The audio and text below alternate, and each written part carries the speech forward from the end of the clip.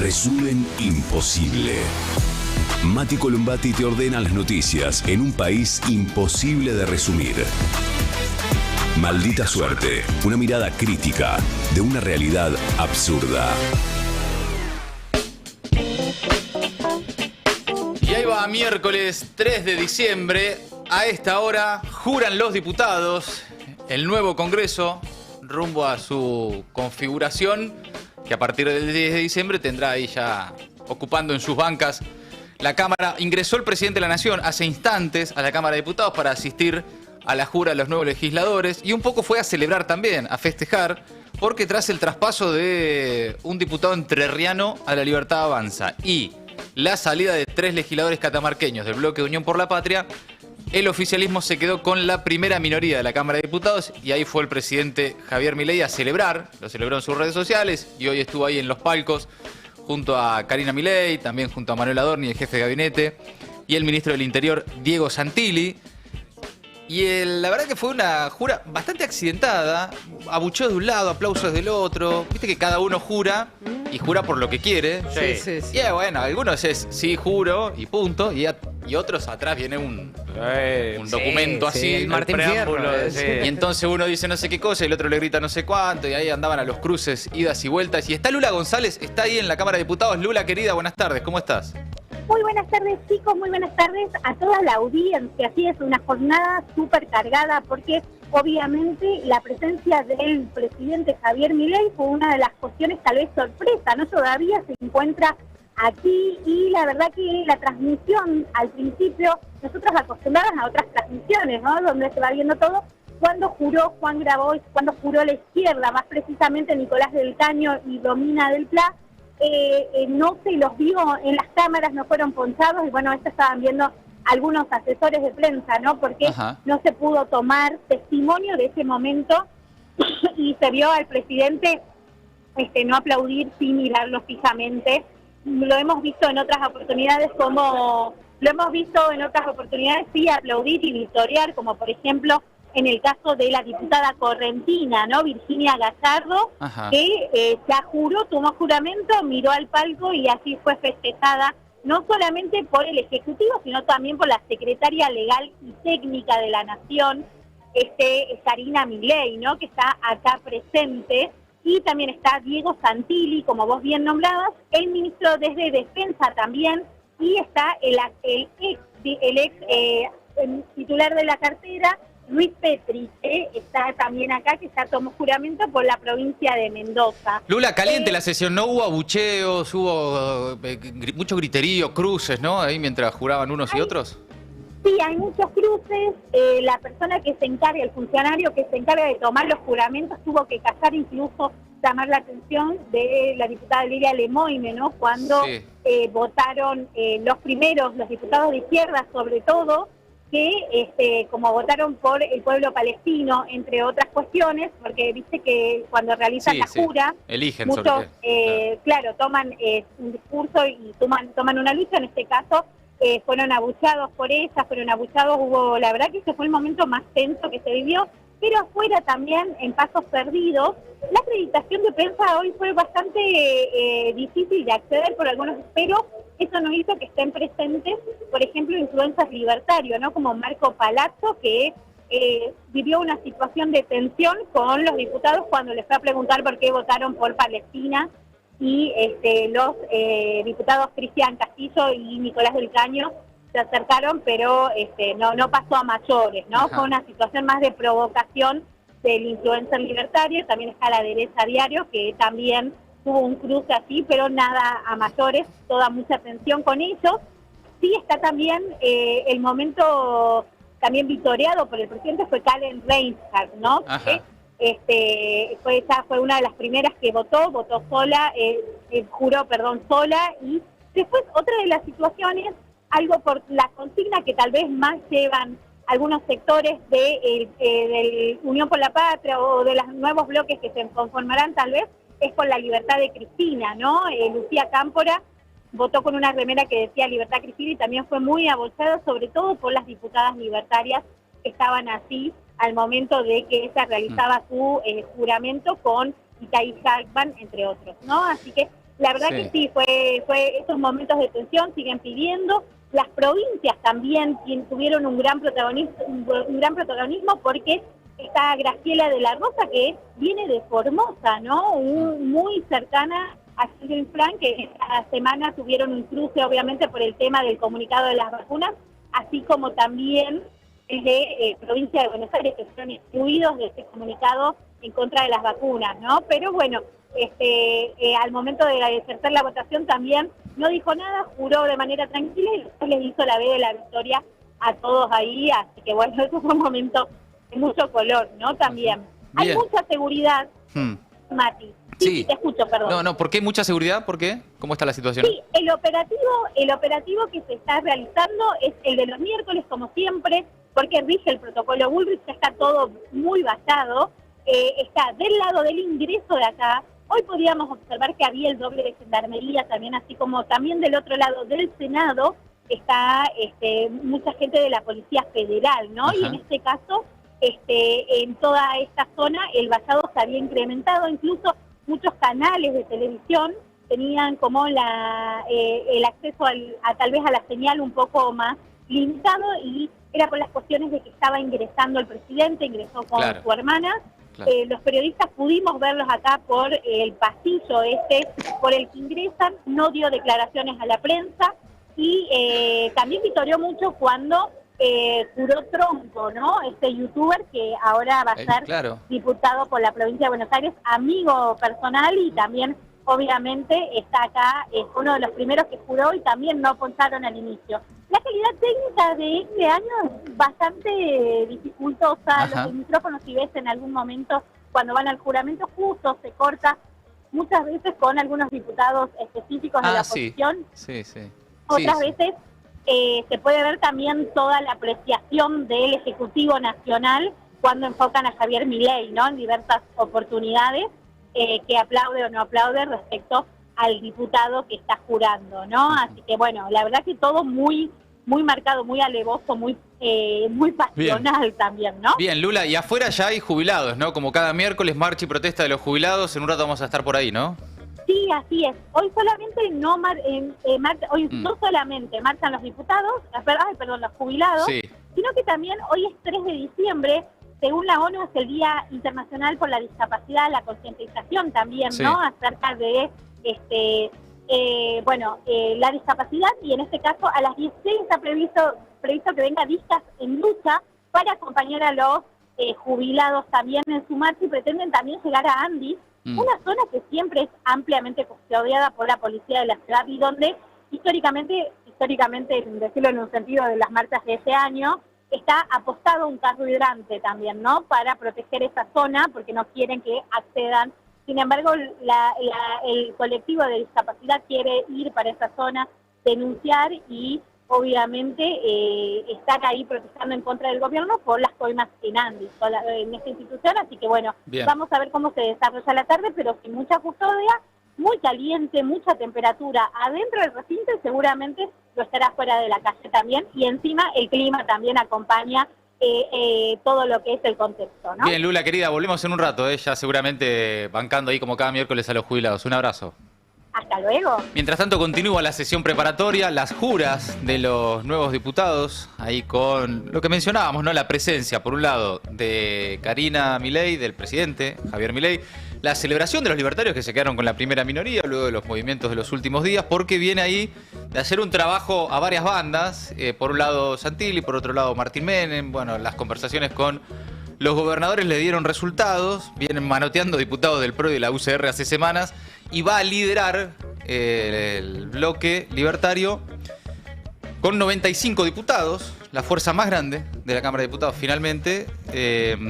Esto especialmente a raíz de que ayer 3 de los 4 catamarqueños que integraban el bloque de Unión por la Patria se fueron, rancho aparte, al bloque Elijo Catamarca, y eso lo dejó al oficialismo entonces con la primera minoría. Está en este momento jurando Agustín Rossi. Hace un rato juró el cura Juan Camolina con una especie de poncho, como bandera. Una bandera argentina. Y con su crucifijo también. Y hubo momentos ahí de cruces, de tensión. La diputada electa María Elena Vázquez le dedicó su jura a Guillermo Moreno. Eso generó muchos griteríos y cuestionamientos y bueno, cruces también. Miriam Bregman al momento de jurar se refirió a Lilia Lemoyne como que esta señora se calle la boca porque bueno, los diputados de la izquierda en sus argumentos, las razones por las que juran, todos incluyeron por el pueblo palestino, el genocidio en Gaza y demás, y el grito ahí siempre llega por parte de los diputados libertarios, particularmente de Lilia Lemoyne, lo que generó ahí algunos escándalos, cruces y demás, en lo que es la nueva conformación del Congreso, que va a tener dos polos que se llevan las mayorías, prácticamente La Libertad Avanza y Unión por la Patria en conjunto tienen el 73% de los miembros de las cámaras, y el resto de los bloques, que van a ser minoritarios, van a estar ahí, en el medio, haciendo equilibrio y según, me imagino, el proyecto, acompañando o no. Es el caso, por ejemplo, del bloque Provincias Unidas. Se conformó el bloque Provincias Unidas, una bancada que va a estar presidida por Gisela Scaglia, que es la ex vicegobernadora de la provincia de Santa Fe, presidenta del PRO santafesino, algo que también generó algunos cruces, justo en este momento estaba jurando, cruces con Mauricio Macri. Son 18 integrantes con representación de varias provincias. A ese bloque se sumó Lourdes Arrieta, ¿se acuerdan? De la ex libertaria. La de los patitos. Exacto. Y finalmente Miguel Ángel Pichetto no va a formar parte de esa bancada. Y el peronismo, por ahora, sobreviviendo, está roto, está compleja la situación ahí. Después de la fuga de los catamarqueños, en el peronismo, por un lado intentaron desdramatizar la ruptura, diciendo que bueno, que era evidente esto iba a suceder, era parte de lo que tenía que pasar, pero también tratando de contener, al menos por ahora, a pasar el verano, ¿no? Un poco el bloque que sigue con Germán Martínez como presidente, pero con tensiones, ¿no? Están todos apuntando a mantenerse lo más unidos posible para encarar la serie de proyectos de reformas que impulsa el gobierno, la reforma laboral, la reforma penal, el presupuesto, etcétera, y después a ver qué pasa en marzo, ¿no? Porque hay algunos gobernadores que vienen renegando, especialmente acumulando críticas contra,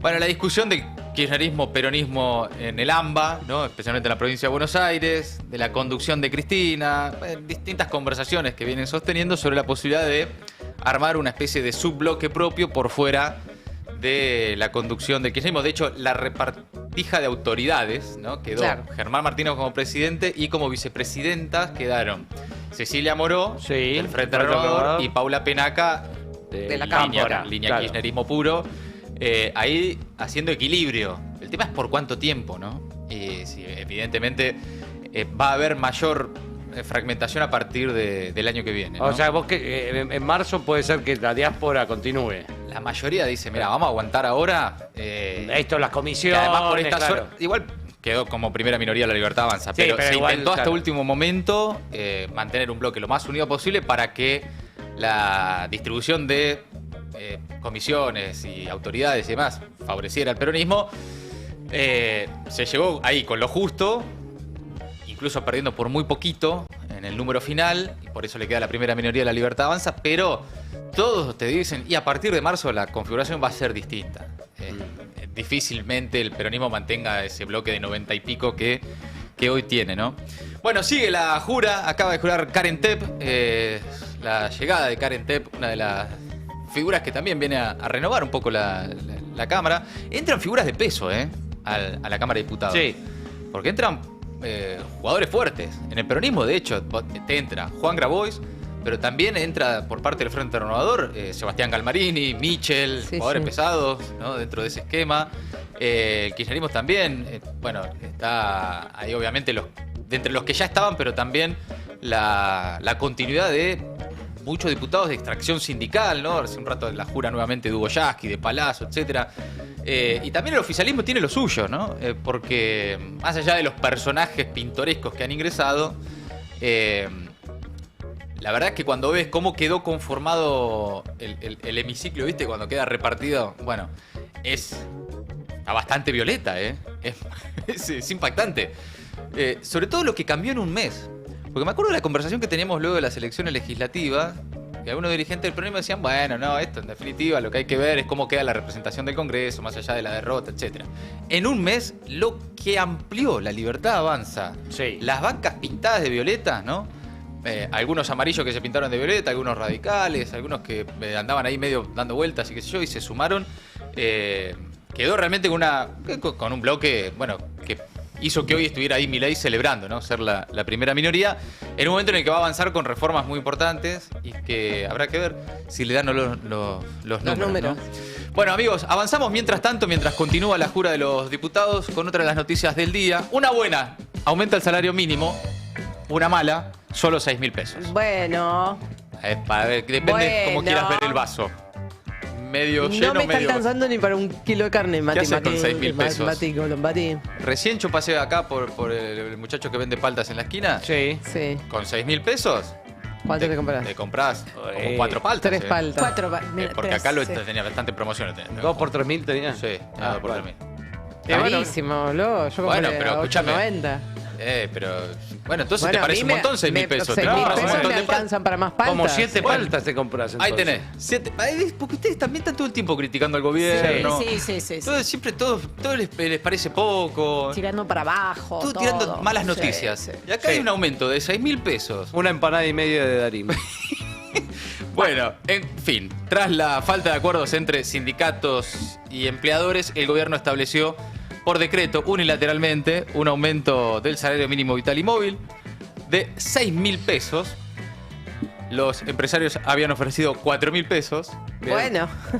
Bueno, se le replantaron, Buena negociación. Un 50% más sacaron, ¿qué? Claro. Si vos te dan un 50% más, ¿no estás contento? Sí, entre la CGT y la CTA pedían, según quién, entre 190.000 pesos más y hasta 400.000 pesos más.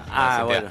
Bueno, y obviamente, entre 190.000 pesos y 4.000 pesos, en el medio hay un camino que es 6.000 pesos. 6.000 pesos, justo el punto justo medio. Ese punto justo medio, entre lo que pedían unos y ofrecían otros. Sí. ¿No?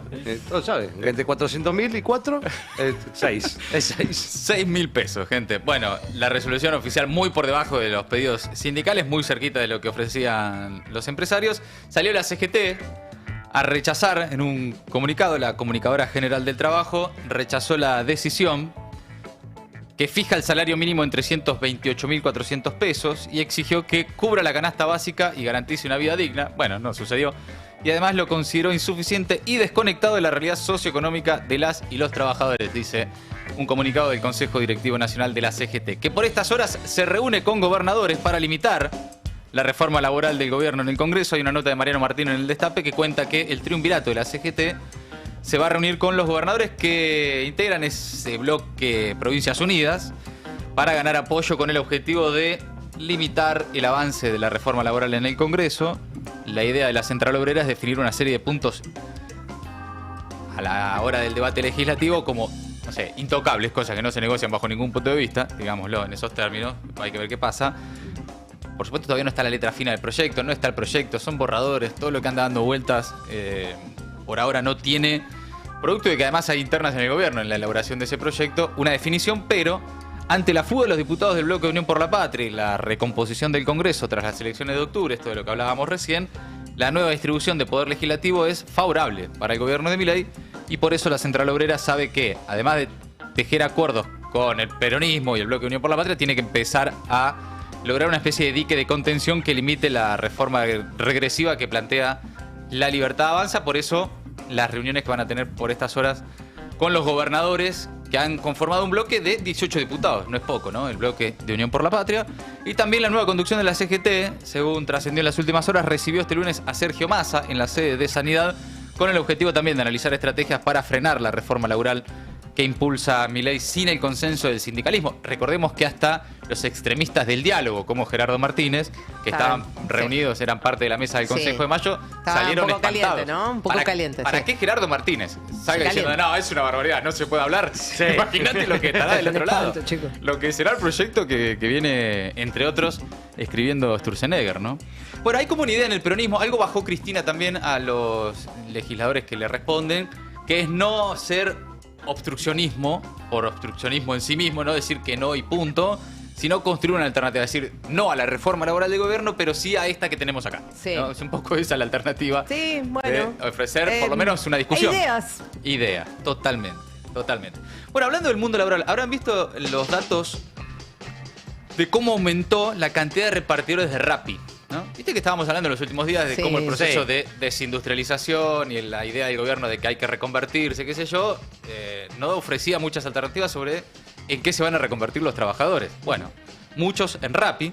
La cantidad de trabajadores de Rappi se disparó más de 250% en un año. Pasaron de 40.000 a 150.000 Claro. repartidores de Rappi. Esta multinacional colombiana que presentó un índice, que es una especie de radiografía propia, detallada de la actividad en su plataforma, que deja, bueno, como dato más contundente del balance de noviembre, el aumento exponencial de la cantidad de repartidores. Se cuadruplicó la cantidad de personas que, bueno, buscan ingresos a través de la aplicación, pero un aumento impactante que además repercute en lo que esos repartidores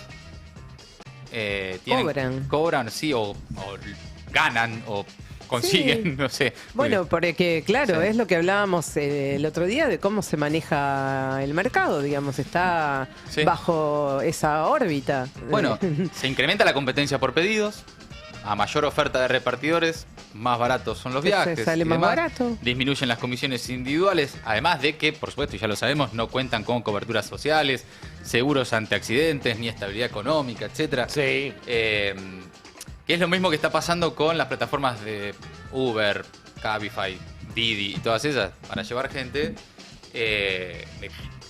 Los que utilizan esas plataformas habrán visto cuánto más barato están los viajes que hace un mes, 2 meses, 3 meses. Producto de que Sí. mucha más gente agarra un auto para salir a llevar gente, entonces el costo de los viajes baja. Una cuestión de oferta y demanda. Ayer incluso que sucede de esa nos forma. mencionaban por acá, y a propósito de cómo están aumentando Sí. las tarifas de colectivos, de subte, de trenes, que en algunos casos hay gente que, bueno, hace pool 2 o 3 personas y toman Cabify o Uber todos los días y les sale mucho más barato Claro. que viajar en transporte bondi. público. Claro. Claro, Sí. Y además que también el otro día había visto un informe de eso, de que cada vez son más los viajes Claro. que necesita cada repartidor. Claro. Bueno, hacían la cuenta a partir de la línea de pobreza, pero era como, si se tomaban un franco por semana, tenían que hacer 20 viajes por día para estar en la línea de pobreza. Bueno, por eso, por momentos puede ser para muchos una subsistencia, ¿no? Medio una emergencia. Bueno, te quedaste sin laburo, bajás la aplicación, empezás a llevar, qué sé yo. Pero no es una reconversión laboral para los que hoy se están quedando sin trabajo. No es, evidentemente, ese el camino, al margen de que, bueno, para muchos puede ser también, incluso hasta los propios repartidores de Rappi a veces lo dicen, una elección. Para muchos es una elección, no es lo único que le quedó, la única alternativa posible. Para muchos es una elección y lo reconocen de esa forma por las distintas razones que cada trabajador de esas aplicaciones encuentra, pero que al mismo tiempo también habla de hacia dónde va el mercado laboral de la Argentina. Digo, después vos podés estar más o menos de acuerdo, qué sé yo. ¿Te acuerdas cuando, qué fue en la pandemia, que todo esto pegó un crecimiento exponencial? Sí. Que todavía en aquel momento me acuerdo haber tenido las conversaciones de, che, ¿da pedir por Rappi? Sí. ¿Se acuerdan de esta conversación? Por supuesto. Hace 4 o 5 años. Sí, 2020, sí. Bueno, hoy los repartidores de Rappi pasaron en un año de 40.000 a 150.000. Ya la conversación ya lejos está de ser, che, sí. A lo sumo todavía hoy, capaz un día de mucha lluvia, decís, che, da pedir por Rappi o mejor no. Todavía te queda, ¿viste? Esa pero ya, imagínate, si esa era la conversación hace 5 años, hoy es esta. Sí, ya Lo debe, rápido que pasa todo, además. ya ¿no? debe haber pasado que alguien que dijo eso o que tuvo esa Ya conversación está es trabajando. Rappi. Bueno, probablemente.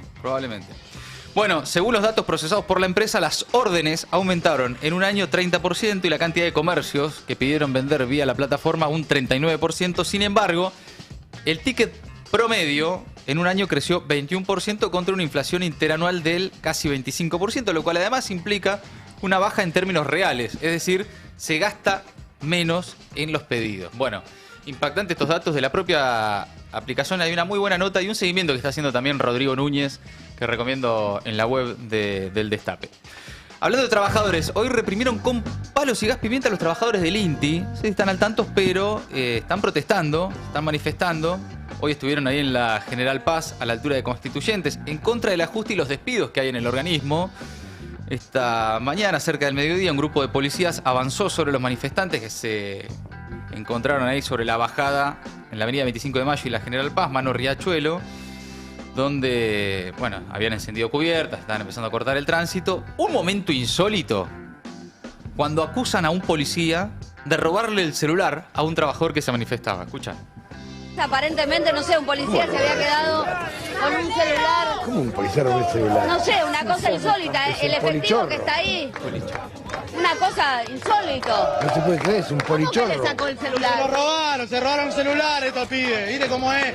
El gobierno de Milei que hace pasar hambre a la fuerza de seguridad también. Ahí lo tenés, tienen que salir a robar ellos también. ¿Vos le sacaste el celular a un trabajador? ¿Cómo le van a robar un celular? Si se cayó, que se lo devuelvan. El policía me dice que se le cayó al piso. Bueno, que que no se se lo lo devuelvan. sacó. Bueno, es la explicación que da. Así de fácil. Acá todos están gritando. De todas maneras se lo tuvo que devolver. Bien, Porque lo bien. vio todo el mundo, evidentemente. No te puedo creer. Increíble esto, ¿no? O sea, lo devolvió porque lo filmaron. Claro, que porque quedó- todo el mundo lo vio. Porque quedó filmado y porque la gente le decía, flaco, devolvió el teléfono. No se puede creer. Igual el testimonio ahí de uno de los trabajadores del INTI diciendo, Claro. tienen que salir a robar porque... Hambrean hasta los policías. Hambrean hasta los Es que policías. Sí, es lo que quieren. Tremendo. Pobres contra pobres, Tremendo. claro. Bueno, el reclamo es en contra del desmantelamiento del Servicio Argentino de Calibración y Medición, que es un área estratégica con más de 40 años de funcionamiento y uno de los mejores, según dicen los trabajadores, estándares de medición de América Latina. La disolución se dio a conocer este martes a través de un decreto publicado en el Boletín Oficial. Ahí se presentó la medida como parte de la, adivina la palabra, modernización administrativa. El mismo argumento que el oficialismo utiliza para justificar desmantelamientos, reformas regresivas, la reforma laboral que se viene, etc. Pero el efecto concreto es otro. Con este cierre, el Estado pierde una herramienta técnica central y sus funciones pasan al organismo argentino de acreditación y a laboratorios privados, ¿no? En el lugar estaba, ahí en la protesta, Rodolfo Aguiar de ATE, el secretario general de Trabajadores del Estado, y dijo lo siguiente, a ver. ¿Lo tenés a Rodolfo Aguiar? Lo escuchamos, dale. Los estatales no vamos a dejar que vuelvan a encender la motosierra en el Estado. Tienen que entender que vamos a defender y a luchar con toda nuestra fuerza para impedir que sigan ajustando. No vamos a permitir una reforma laboral absolutamente regresiva en materia de derechos. La única reforma que pasa es aquella que no le quita derechos a las trabajadoras y a los trabajadores. Con el congelamiento salarial es el gobierno el que está apostando al conflicto. Acá no hay delitos. Desde hace 23 meses el único delito es el que comete un gobierno que actúa contra la Constitución y al margen de todas las leyes. Ahí estaba Rodolfo Aguiar, el secretario general de ATE en el lugar. Bueno, lo contamos en los últimos días. Según informaron desde el gobierno, se viene un nuevo recorte en el Estado. Hablan de un 10% que apuntaría a los organismos descentralizados. Por ejemplo, el INTI, que hoy ya está ahí en la calle con conflicto. Otro de los sectores que hoy estuvieron en la calle protestando y que además anuncian nuevas medidas de lucha son los sectores de discapacidad y los trabajadores del Garrahan, que como contó Gaby hace algunos días, a pesar de aquella recomposición salarial, siguen en lucha, especialmente porque además han sido perseguidos sindicalmente, especialmente quienes se... Sí, bueno, es que se organizaron, protestaron, ¿no? sí, que fueron justamente a pedir explicaciones acerca de los descuentos tremendos que tuvieron muchos de los trabajadores por haber participado en huelgas. Bueno, hoy hicieron una conferencia de prensa conjunta, Discapacidad del Garrahan, Unidos por la Emergencia, una conferencia ahí en la puerta del Hospital Garrahan. Dos leyes que no se implementan, ¿no? Claro, que aprobó el Congreso, que vetó Milei, que el Congreso ratificó y que el gobierno promulgó, pero con la trampa de decir la promulgo, pero no la ejecuto hasta que no me diga el Congreso de dónde yo obtengo los fondos para estas emergencias. Básicamente, incumplimiento de una ley aprobada por el Congreso. Desde el Foro de Discapacidad indicaron que esta nueva acción tiene lugar en un momento crítico para miles de niñas, niños y adolescentes, personas con discapacidad y los trabajadores y trabajadoras del sistema, los prestadores, las instituciones de todo el país. Habló hoy la actriz Lola Bertet, mamá también de un nene con autismo, contando que estos meses se tornaron muy angustiantes en relación a la emergencia en discapacidad. A ver qué dijo. Con esto, con las terapias, porque la vida continúa, digamos. Mientras El día a día se está tornando muy angustiante. Mirar a tu hijo es te da fuerza porque no bajas los brazos nunca, porque el colectivo de discapacidad está acostumbrado en la diaria a la lucha. Estos meses se tornaron muy angustiantes porque, para que ustedes sepan, entre octubre y diciembre se entrega absolutamente todo el papelerío para la renovación de las prestaciones, y te estoy hablando de folios, de cada folio 17 hojas, informes, las familias tenemos que llevar todo. Es muy agotador, pero con esta crueldad que estamos recibiendo y esta falta de respeto a la quita de los derechos que tienen nuestros hijos y todas las personas con discapacidad, es más el cansancio, más la bronca, más la angustia. La diaria es muy ardua en este momento. Es contenernos entre todos. Claro. Bueno, está Lola Bertet, actriz, mamá de un nene con autismo, una de las caras visibles del reclamo, pero son muchísimas familias en todo el país las que están atravesando esa situación que describe con tanta angustia Lola Bertet. No vamos a seguir el tema, obviamente, como lo hemos hecho desde el comienzo, pero avanzamos y cambiamos porque algo de lo que venimos hablando también, está en conflicto el sector yerbatero, que vuelven a la no cosecha tras la desregulación del gobierno. Son productores de Misiones que paralizaron la zafra de verano luego de que, sin los precios que ordenaba el Instituto Nacional de la Yerba Mate, la industria va a tener ahora, por lo menos por ahora, un parate. Advierten que será una de las zafriñas, así se dice, más bajas de los últimos años.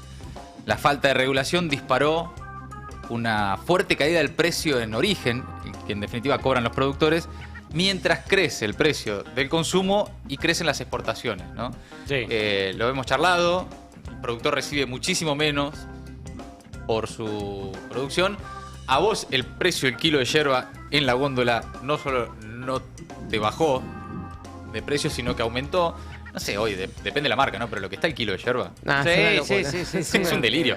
Es en el mejor de los casos lo que aumentó el gobierno del salario mínimo, digamos, ¿no? En el mejor de los casos, claro, según qué yerba, ¿no? También. Sí, y además que esto debe ser una de las tantas cosas que tanto Sturzenegger como Milei deben contar cuando hablan de esas reformas estructurales que le mejoraron la vida a los argentinos. Sí. Esto lo deben contar como una cosa buena. Bueno, es que en la cabeza de Sturzenegger esto debería haber funcionado como no funcionó, que era, bueno, se desregula el sector, el productor empieza a cobrar menos por su producción, pero entonces al final del camino el precio baja. Kilo de yerba, ponele, el paquete de yerba en la góndola baja. Porque están todos compitiendo y están todos el mercado así pisteando. Exactamente. Bueno, no. Los productores están muriendo de hambre, a vos el kilo de yerba no te bajó y el margen de ganancia se la quedaron las 2 o 3 empresas del sector, ¿no? La estrategia de los yerbateros es similar a la que ya implementaron a fines del año pasado, cuando lanzaron también un parate en la cosecha para exigir al sector industrial mejores precios en la materia prima. En aquel momento, no sé si recuerdan, pero eso fue bastante conflictivo. Hubo piquetes en las rutas para impedir la circulación de la hoja verde y después de varios meses lograron que una parte de la industria les abonara 300 pesos por kilo, algo que muy pocos mantuvieron además a lo largo de toda la zafra, ¿no? Básicamente el gobierno nacional quitó facultades al Instituto Nacional de la Yerba Mate y entre ellas la de justamente fijar los precios, el precio sostén de la hoja verde y de la yerba canchada, secas y molienda y demás, 2 veces al año basándose en una grilla de costos de producción que por supuesto perjudica a los productores. Pasemos ahora al precio de la carne, algo de lo que venimos hablando, lo charlamos al aire y fuera del aire, por básicamente cómo han aumentado los precios de la carne. La inflación de noviembre ya están diciendo que se habría acelerado por la suba de la carne. Los analistas privados estiman que el índice se mantendría por encima del 2% otra vez, entre el 2,3 y el 2,5%. Mientras tanto, las expectativas de devaluación se ajustaron, dicen, a la baja tras las elecciones y hacia adelante la expectativa, según el sector, es que se desinflen los precios, o por lo menos las expectativas de una aceleración de precios. Vamos a ver. Hay quienes dicen, no, esto está subiendo porque, bueno, se vienen las fiestas y qué sé yo, pero lo cierto es que viene aumentando bastante antes de las fiestas. Sí. Hace rato que viene teniendo sacudones. De hecho, fue uno de los primeros productos que empezó a despegarse de esa especie de tranquilidad que venía amagando la inflación, Sí, ¿no? ya por lo menos de septiembre, mediados de septiembre, seguro. ¿no? Por lo menos Septiembre seguro. mínimo, ¿no? Ahí el precio de la carne empezó a notar un incremento. Habló en las últimas horas, ¿lo tienen a Marito Laurens? Sí. Todos lo conocemos, Sí. Carnicero, influencer también, viral en TikTok y demás. Contó, bueno, básicamente cuánto aumentó el asado, a ver. Los precios subieron muchísimo.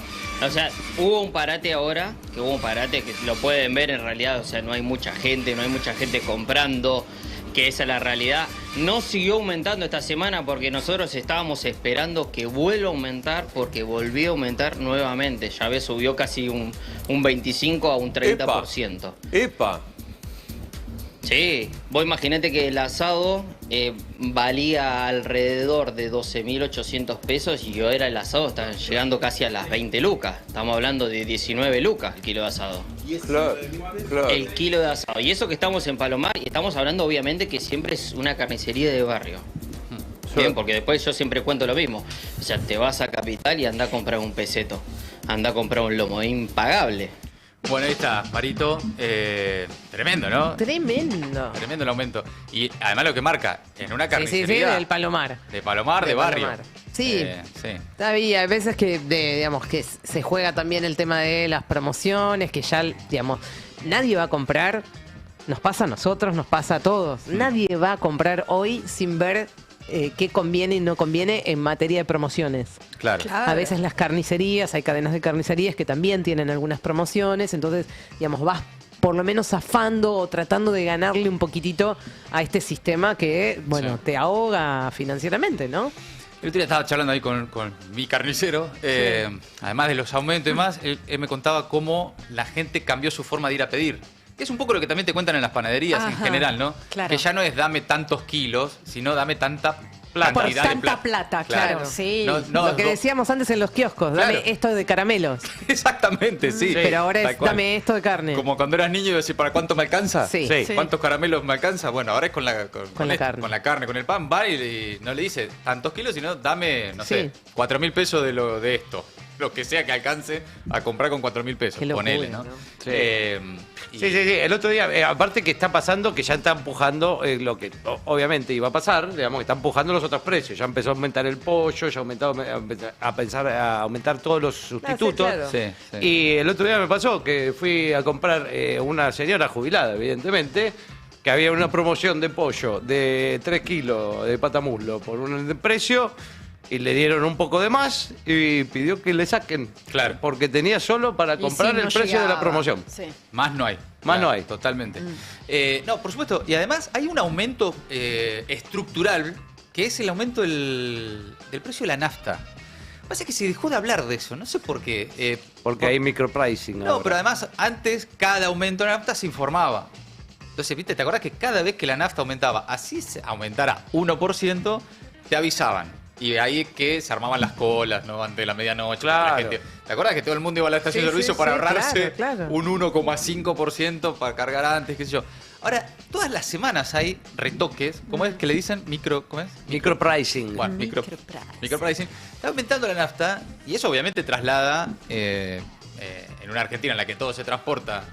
A todo sí traslada. Bueno, se sí. traslada absolutamente todo. Bueno, es la vida real de todos nosotros, de las personas. Después está la Argentina de Caputo, que habló en las últimas horas. Hoy habló Caputo en un encuentro empresarial. El ministro de Economía reveló que los bancos le ofrecen a la Argentina ya no aquellos 20.000 millones de dólares de los que se había hablado en su momento, sino hasta 7.000 millones de dólares. Bancos internacionales le ofrecen a la Argentina préstamos por 7.000 millones de dólares, pero evitó precisar de todas formas detalles sobre cuánta guita va a tomar y negó versiones de esas ofertas de los 20.000 millones de dólares de estos bancos que se habían bajado en su momento y demás. Todo esto mientras avisaron que Scott Bessent no viene a la Argentina y para muchos eso empezó a hacer ruido porque ya venimos de que los bancos dicen que no están los 20.000 millones de dólares. Sí. Milei que iba a ir ahora para el sorteo del Mundial que y no va. Que parece que por eso, es verdad que por eso, a mí me parece rarillo. Ahí. Sí, está calentado por eso. La línea que hizo bajar el gobierno es que sí, que hay como un Que una se calentó. Sí, y que tiene que ver con el fútbol. Con el Chiquitapia, Con sí. el Chiquitapia. Yo me da la sensación de que... Que Milei no se quiere sacar la foto con el Chiquitapia y que Claro. a Donald Trump le jodió que Milei no vaya. Claro, y por eso Besen. Y por eso no viene Scott Besen a la Argentina. Rarísimo. A mí me hace ruido por otro A mí lado. un poco también, ¿eh? Que es que al gobierno no le está saliendo no bien. le está saliendo de todo bien. Que la tormenta en el frente financiero está, sobre todo porque los problemas siguen siendo los mismos que hace un mes, cuando fueron rescatados por Scott Besen. Nada de eso cambió. Y ahí está Toto Caputo, obviamente, otra vez, haciendo de la suya. Aparte que volvieron a hacer lo mismo, porque era hoy es obvio que los mercados, o sea, por más que lo quieran y le parezca que Milei es bueno, qué sé yo, lo único que le interesa es que ver reservas para poder repagarse a ellos mismos. Bueno, que es todo lo que vienen pidiendo en los últimos días los economistas liberales o que representan algunos sectores del establishment, ¿no? Desde Cavallo, Los Caballos, los Carlos Rodríguez, Melconian, etcétera. Y algo que hizo síntesis y ruido con esto de que Scott Besen no viene a la Argentina, que es Martín Redrado, también ex director del Banco Central, alguien que suele hablar cuando hay que decir algo. Sí. ¿Viste? Son eso que cuando salen a hablar, vos tenés que decir, a ver, ¿por qué será que están hablando? Primero, ¿qué es lo que está pasando? Y después, bueno, además, ver qué dicen. Pero cuando salen a hablar, ya el salir a hablar es un mensaje en sí mismo. Y dijo, no veo al Tesoro de Estados Unidos interviniendo nuevamente en el mercado cambiario. Lo dijo esta semana en Radio Mitre. Mira. Para nosotros, que, bueno, pasó, qué sé yo, pero para los que están muy atentos a todo ese tipo de señales, dicen, Redrado sabe algo. Ok. 2 días después se confirma que Besen no viene a la Argentina. Todo empieza a confluir en que no está tan tranquilo el gobierno en su esquema financiero. De todas formas, Caputo está contento, está tranquilo, está feliz, o al menos él cancherea con esto. Habla de que el resultado electoral fue un espaldarazo. Proyectó un 2026 con más reformas, con optimismo, y que ahora sí, porque el Congreso no sé qué cosa, vamos a ser todos felices. A ver. Hoy a lo económico se le agrega una reafirmación en lo social que es muy fuerte y que además genera un tercer componente que antes no teníamos, que es una mucha mayor gobernabilidad.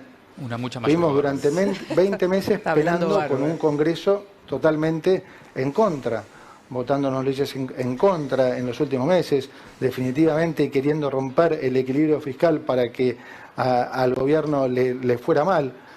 Hoy, o sea, ayer se confirmó, somos la primera minoría en la Cámara de Diputados. Es decir, que no solo va a ser más sencillo pasar las reformas que queremos pasar, sino que además se terminó esa amenaza de los pueden voltear, esa amenaza de no pueden vetar algo.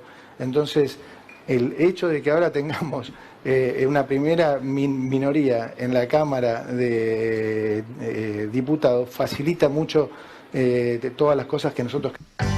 Yo creo que si vas, no recuerdo exactamente, pero si vas a 2017... No sé si Caputo, pero en el macrismo decía exactamente lo mismo. Exactamente lo mismo. O la amarilla, arrasaron, ahora sí, se vienen las reformas. 8 meses después estaban de rodillas en el Fondo Monetario Internacional, con Caputo ahí en de dónde a la Argentina. Claro, la Están diciendo diferencia, lo mismo. La diferencia acá es que ya fuimos al Fondo Monetario Internacional. al Tesoro de los Estados Unidos. Claro, al FMI, sino al Tesoro. Ahora a los bancos, que vamos a ver si le prestan o no le prestan, aunque sea esos 7.000. No, y ahora tienen en enero unos millones. vencimientos de deuda grandes. Bueno, Caputo cancherea. Yo no sé, esto... a mí cuando lo veo a Caputo cancherear, me agarro de la silla porque digo... Sí, mejor. Otra vez ahí no. Sí. Pero bueno. En fin, hasta ahí las últimas novedades de la política nacional. Mientras tanto, ¿qué pasa en el mundo, Ori? Terminamos hablando de la doctrina Don Roe. Sin freno, ¿eh? El presidente estadounidense, Mr. President, extendió sus amenazas a Colombia. Lo escuchamos. Here, Colombia, the country of Colombia, is making cocaine. They have cocaine manufacturing plants, okay? And then they sell us the cocaine. Hablando del We tema de Eric appreciate Clapton. that very much, but yeah, anybody that's doing that and selling it into our country. Sí, is podría, subject to ¿no? that. Sería mucho mejor que hable de música, que hable de otra cosa. He escuchado decir que Colombia produce cocaína, tienen fábricas de cocaína y luego nos la venden. Esto es un poco lo que decíamos ayer, Claro, ¿no? sí. Siempre el foco puesto en que ellos... es que el narcotráfico, obviamente que es un problema mayúscula, pero es muy interesante de notar, digamos, que efectivamente nunca se habla del consumo y de por qué la sociedad estadounidense consume tanto y tantos países en la región son efectivamente aquellos que proveen con Claro. lo que ellos consumen, ¿no? Y te agrego es que cómo tan fácilmente, en todo caso, puede entrar la droga en su país. Pero por supuesto. Bueno, ¿qué más dijo? Cualquiera que haga eso y la venda, la droga, ¿no? La cocaína, en este caso, en nuestro país, está expuesto a ataques. Uno de los periodistas que estaba ahí presente le preguntó, ¿no solo entonces Venezuela? Ya que el foco venía puesto, ¿no? Y las amenazas de invasión terrestre o de intervención directa en suelo por tierra estaba principalmente enfocada en Venezuela. Le preguntan, ¿no solo Venezuela? Y ahí le confirma Donald Trump, no solo Venezuela. Obviamente no es fácil imaginarse que Estados Unidos lleve a cabo una operación terrestre en Colombia. Estamos hablando de Colombia. No sería tan fácil, pero la amenaza está puesta en la mesa y, como siempre lo decimos, es parte, digamos, de un patrón más general de avanzada contra Venezuela, contra Colombia y contra la región en general. Venga usted a Colombia, le contestó Gustavo Petro en un mensaje que publicó en sus redes sociales. Lo invito a destruir conmigo los 9 laboratorios diarios que tumbamos para que no llegue cocaína a Estados Unidos, pero no amenace nuestra soberanía, porque despertará al jaguar, dijo Gustavo Petro. Declarar ataques es declarar guerra, no dañe 2 siglos de relaciones diplomáticas.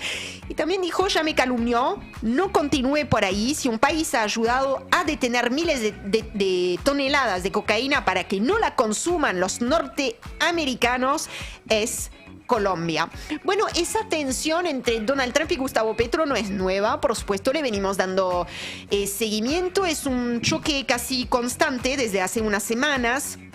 Solo para recordar algunas de las decisiones que se tomaron en Estados Unidos en relación al gobierno de Gustavo Petro, Washington ya le negó, por ejemplo, a Colombia la certificación en la lucha antidrogas. Esta es una decisión que es inédita, primera vez en 3 décadas que decide sacar de ese listado, de esa lista, Colombia como país que ayuda en la lucha contra el narcotráfico. Le revocó la visa a Gustavo Petro. Eso fue después de que Petro marchará en Nueva York contra el genocidio en Gaza.